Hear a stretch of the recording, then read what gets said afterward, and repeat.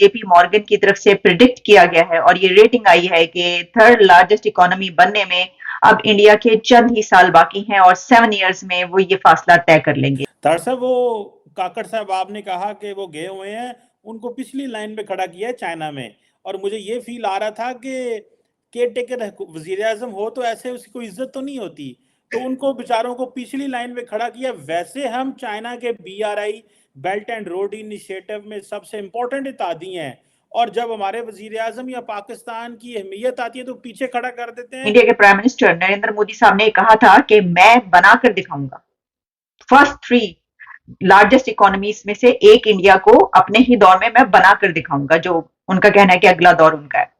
अब जो मेजॉरिटी जो फ्लाइट्स जो कैंसिल हुई हैं वो इंटरनेशनल फ्लाइट्स हैं, बहुत सारी डोमेस्टिक फ्लाइट्स हैं, क्योंकि तेल नहीं है भाई, तेल नहीं है, इसकी वजह से इंटरनेशनल और डोमेस्टिक फ्लाइट्स जो है वो कैंसिल हो रही हैं। अभी भी बताया जा रहा है कि 4.5 अरब रुपए का एक खला आ रहा है, तो ये कितना संजीदा मामला है, हमें मजीद कितना डरना चाहिए। लोग आपको तेल नहीं देते ना, कभी आपको मलेशिया में रोक लिया जाता है, कभी आपको लंदन में रोक लिया जाता है, कभी आपको दुनिया किसी मुल्क में रोक लिया जाता है। Please inform Allah, full form उसका है, प्लीज इन्फॉर्म अल्लाह कि मैं प्लेन लेके जा रहा हूँ, पता नहीं मैं पहुंचूंगा कि नहीं पहुंचूंगा।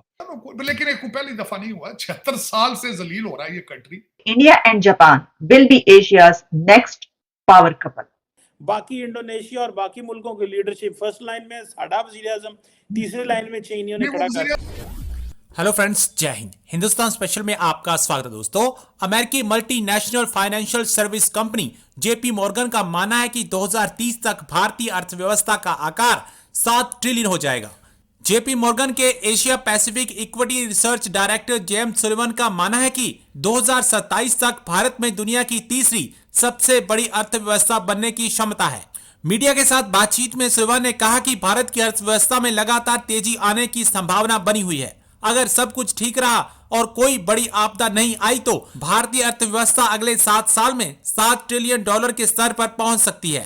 उल्लेखनीय है कि प्राइम मिनिस्टर मोदी ने 2019 में ही अगले 5 वर्षों के दौरान भारतीय अर्थव्यवस्था के आकार को 5 ट्रिलियन के स्तर तक ले जाने का लक्ष्य रखा था। हालांकि कोरोना महामारी की वजह से पूरी दुनिया की तरह भारतीय अर्थव्यवस्था की डगमगा गई थी, लेकिन वैश्विक कमजोरी के बाद भारतीय अर्थव्यवस्था ने दोबारा मजबूती हासिल कर ली है। जेम्स सुलिवन के मुताबिक भारत में मैन्युफैक्चरिंग सेक्टर में जबरदस्त ग्रोथ की उम्मीद है। जेपी मॉर्गन की तरफ से ये प्रिडिक्ट किया गया है कि India to become third largest economy in 7 years.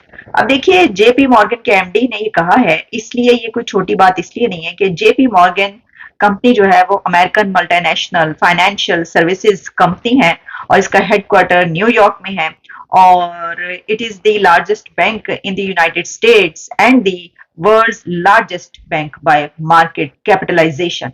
बहुत सारी इसकी जो है डिटेल्स हैं कि ये कंपनी किस तरीके से कंट्रीज के बारे में बताती है। इससे पहले भी कई और ऐसे फाइनेंशियल इंस्टीट्यूशंस हैं कि जो रेटिंग देते हैं, जो प्रिडिक्ट करते हैं, जैसे कि पाकिस्तान के बारे में जब भी फिच की रेटिंग आई या किसी भी ऐसे फाइनेंशियल इंस्टीट्यूशन की रेटिंग आई तो हमने आपके सामने रखी। अब ये बात तो काफी अरसे से हम इसको डिस्कस करें कि इंडिया थर्ड लार्जेस्ट इकोनॉमी बनने की तरफ रवां दवा है बहुत तेजी के साथ, और इसकी एक और बड़ी वजह ये नजर आती है कि वहां की हुकूमत, वहां की गवर्नमेंट और वहां के प्राइम मिनिस्टर बार बार ये कहते हैं और डंके की चोट पर ये कहते हुए नजर आते हैं। अगर आपको याद हो तो अभी कुछ दिन पहले की बात है कि इंडिया के प्राइम मिनिस्टर नरेंद्र मोदी साहब ने कहा था कि मैं बनाकर दिखाऊंगा, फर्स्ट 3 लार्जेस्ट इकोनॉमीज में से एक इंडिया को अपने ही दौर में मैं बनाकर दिखाऊंगा, जो उनका कहना है कि अगला दौर उनका है।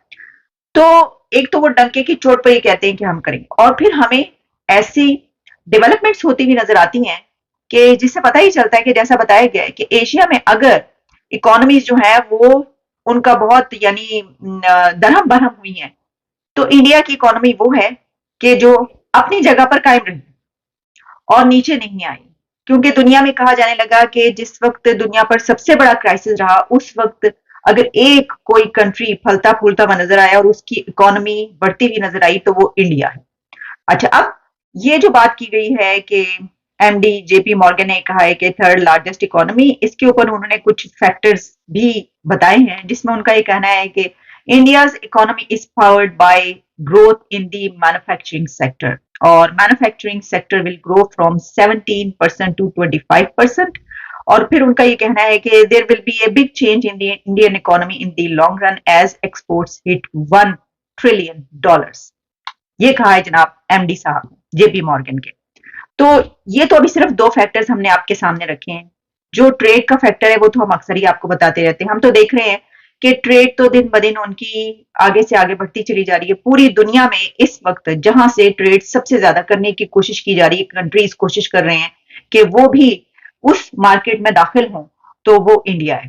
तार साहब, वो काकड़ साहब आपने कहा कि वो गए हुए हैं, उनको पिछली लाइन में खड़ा किया है चाइना में, और मुझे ये फील आ रहा था कि केयर टेकर वजीर आजम हो तो ऐसे उसकी कोई इज्जत तो नहीं होती, तो उनको बेचारों को पिछली लाइन में खड़ा किया। वैसे हम चाइना के BRI belt and road initiative में सबसे इंपॉर्टेंट इत्यादी हैं, और जब हमारे वजीर आजम या पाकिस्तान की अहमियत आती है तो पीछे खड़ा कर देते हैं।